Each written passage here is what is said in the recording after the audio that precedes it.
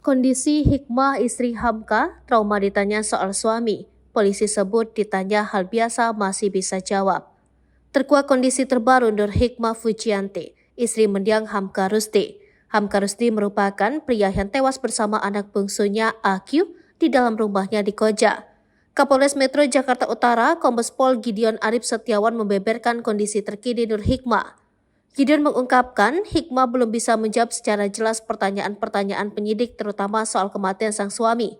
Tapi ketika ditanya soal hal-hal biasa seperti kehidupannya sehari-hari, Hikmah bisa memberikan jawaban yang mudah dimengerti. Polisi pun menggandeng ahli psikiatrik di RS Polri Kramat Jati untuk terus menggali keterangan dari Nur Hikmah. Ibu dua anak itu sebenarnya sudah berangsur-angsur pulih dari segi fisik, namun secara psikologis masih tak menentu. Untuk mengungkap penyebab tewasnya Hamka dan AQ, polisi juga masih menunggu hasil penelitian forensik secara histopatologi dan toksikologi yang dilakukan di RS Polri Kramat Jati bekerjasama dengan ahli forensik eksternal. Belum dapat dipastikan kapan hasil penelitian itu keluar. Sementara itu, anak sulung Hikmah, Ade, dipastikan sudah pulih dan dapat beraktivitas normal. Ade saat ini sudah dikembalikan dan diurus oleh keluarga mendiang ayahnya.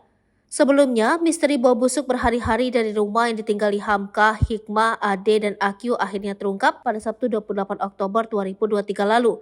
Kala itu warga dibantu anggota Babinsa Kelurahan Tugu Selatan mendobrak pintu rumah dan mendapati jenazah Hamka dan AQ telah membusuk.